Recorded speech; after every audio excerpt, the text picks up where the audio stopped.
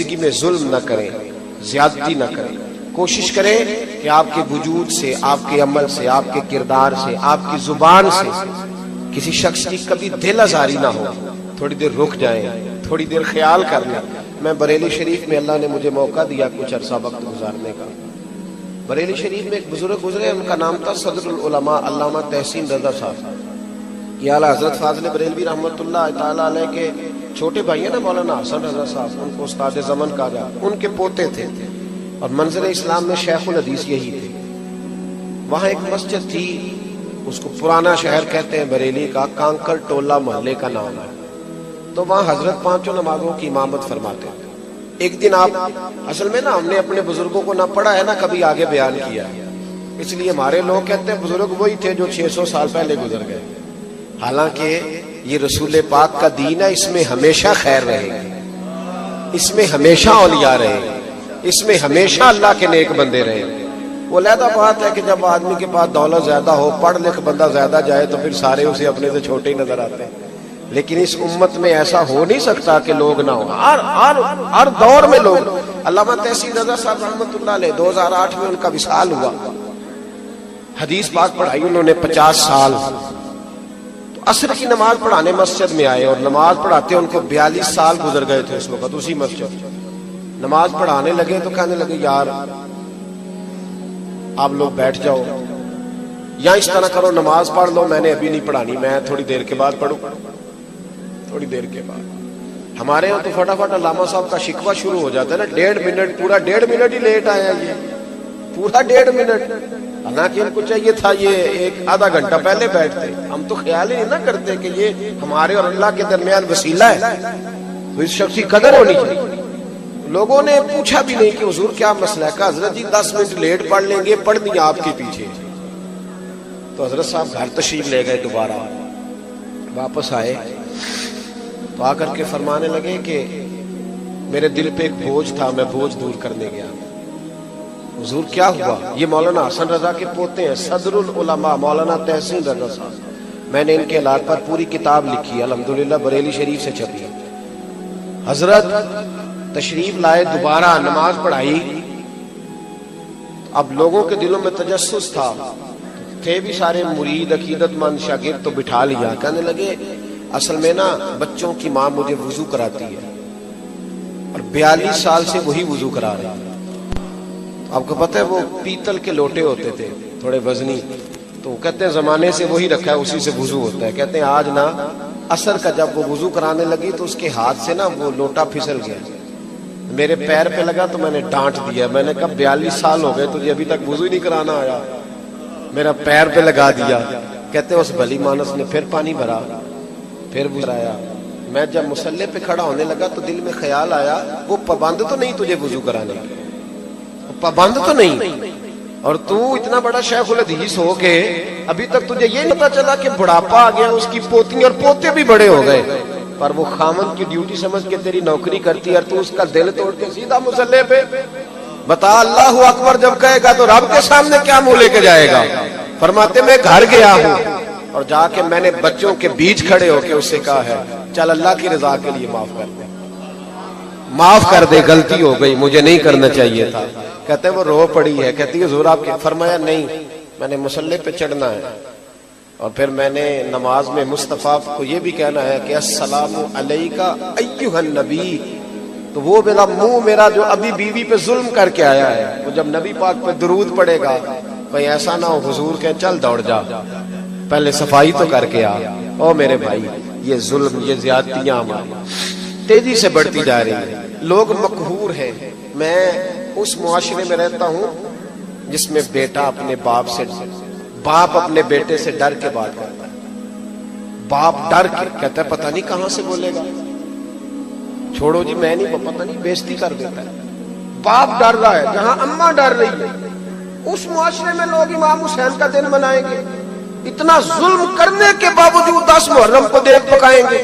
خیال کریں، ظلم جو ہوتا ہے نا، ظلم، وہ ابن حجر نے لکھا ہے کہ ایک پرانا بادشاہ ایران میں گزرا ہے، ایران کے علاقے میں مکران شاہ اس کو کہا جاتا تھا، تو وہ ایک دن سیر کے لیے نکلا، ایک پل آتا تھا، پل کے اس جانب جنگل تھا، اس جانب آبادی تھی، تو پل سے گزر کے وہ جنگل میں سیر کرنے گیا. وہاں ایک بوڑھی عورت تھی، اس کی گائیں رہتی تھی جنگل کے قریب کچی آبادی میں. تو اماں اس گائے کا دودھ دھو کے گزارا کر لیتی تھی. تو جب وہاں سپاہی گئے تو ماں سے کہنے لگے گائے تیری بڑی اعلیٰ ہے، ہمارا کھانے کو دل کرتا ہے، بیچ دے. اماں کہنے لگی نہیں بیچنی. کہنے لگے نہیں بیچو گی تو ہم پولیس والے ویسے لے لیں گے. یہ سوسائٹیوں والے بلیک میل نہیں کرتے؟ ہاں ہاں مجھے کہنے دے بات، آپ ویڈیو تو میری بن رہی ہے نا، مجھے کہنے دے، آپ کرنے دے بات. بہت بڑی سوسائٹی بنے گی جی، اس میں کسی غریب آدمی کی 4 ایکڑ ہے، وہ نہیں بیچنا چاہتا، کہتے ہیں باؤنڈری کر دیں گے، ہم رستہ ہی نہیں دیں گے. کس نے اجازت دی زمین پہ قبضہ کرنے کی؟ بخاری مسلم میں تواتر درجے کی حدیث ہے، نبی پاک علیہ السلام نے فرمایا جس نے کسی کی بالشت زمین پہ، یہ ایک بالشت ہم گٹ کہتے ہیں پنجابی میں، جس نے کسی کی ایک بالشت زمین پہ قبضہ کیا، قیامت کے دن اللہ 7 زمینوں کا طوق بنا کے اس کے گلے میں ڈال دے گا. لیکن یہاں انہیں حمایت حاصل ہوتی ہے بہت سارے ایسے لوگوں کی جنہوں نے لوگوں کو ظلم سے بچانا تھا. تو اماں سے کہنے لگے اگر تو نہیں دے گی تو ہم لے لیں گے. اماں مجبور تھی، کہنے لگی میں نہیں بیچوں گی، میں نے اس کو شروع سے پالا ہے، میری گھر کی پالی ہوئی ہے، میں کیسے بیچ دوں. اماں بیچاری کہیں باہر نکلی تو سپاہیوں نے پکڑا، گائے ذبح کی، بھون کے کھا گئے. حکومت تھی نا، بادشاہ تھوڑا رحم دل تھا.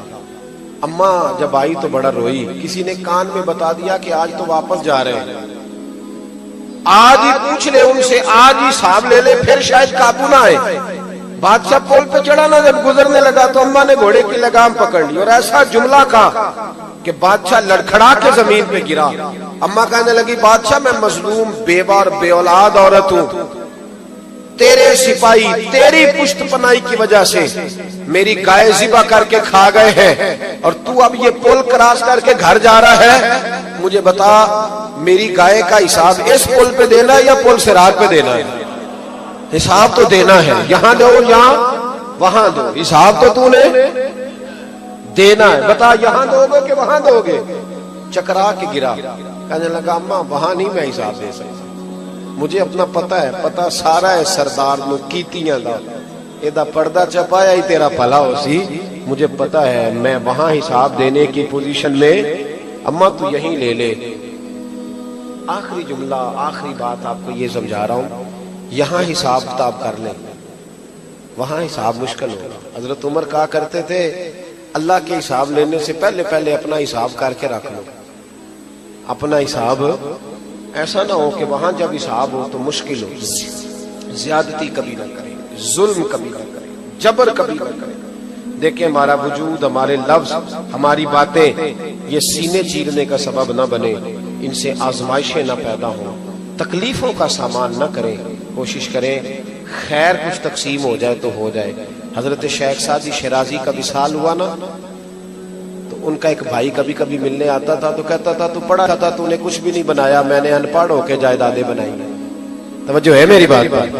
ان پڑھ ہو کے جائیدادیں. تو جناب سعدی کہنے لگے اس دن آنا جس دن میرا جنازہ اٹھے گا، اکھاں جدوں میٹیاں زمانہ مینوں روے گا، اپنا تے اپنا بیگانہ مینوں روے گا. تو جدوں نہ میں دسیا میں خاراں نوں میں خانے وچ جام ٹوٹ جان گے تے میں خانہ مینوں روے گا. کئی لک لک روڑ گے تے کئی بک بک روڑ گے، گلیاں دا یانا تے سیانا مینوں روے گا. اس دن آنا جس دن جناب. وہ شخص کہتا میں واقعہ ہی گیا جب بابا جی کا جنازہ تھا، میں نے بچوں کو بھی روتے دیکھا، میں نے غریب عورتوں کو چھتوں پہ روتے دیکھا. ایک چرواہا بکریاں چرانے والا کپڑے گوبر سے بھرے ہوئے اور بابے کی چارپائی چھوڑتا ہی نہیں، اور میں نے اس کو پکڑ کے کھینچا. میں نے کہا تیرا مولوی اور پیر سے کیا تعلق، تیرے کپڑے بتاتے ہیں تو کبھی مسجد نہیں گیا. تو وہ رو پڑا، کہنے لگا یہ میرا بھی مرشد تھا، میں غریب ہوں، بکریاں چراتا ہوں، سارا شہر مجھے کمی کہتا تھا، پر بابا جب میرے پاس سے گزرتا تو گھوڑے سے اتر جاتا، مجھے سینے سے لگاتا، میرا ماتھا چومتا، اور میرا ماتھا چوم کے کہتا اپنے آپ کو کمی، چھوٹا اور حقیر نہ سمجھنا، تمہیں پتہ ہے بکریاں چرانا تو مدینے والے رسول کی سنت ہے، یہ تو نبی پاک کا طریقہ ہے مبارکہ ہے. تو کہتے ہیں 1 منٹ لگاتا تھا بابا، مجھے فرش سے اٹھا کے عرش پہ بٹھا دیتا تھا. تو آج یہ گیا ہے تو مجھے کسی اور کا نہیں پتا، میرا سر ننگا کر گیا. اب مجھے کون عزتیں دے گا؟ بھائی وقار بڑھائے، عزت دیں، اور عزت کسی کو وہ دیتا ہے جس کے اپنے پاس ہوتی ہے۔ اگر آپ عزت کریں گے تو معنی اس کا یہ ہے کہ آپ صاحب عزت ہے۔ دعا کرتا ہوں اللہ کے حضور جو میں کہہ سکا مالک کو فرمائے، جہاں ہم بھول گئے اللہ ہم سے درگزر فرمائے، آمین۔ آخر دعوانا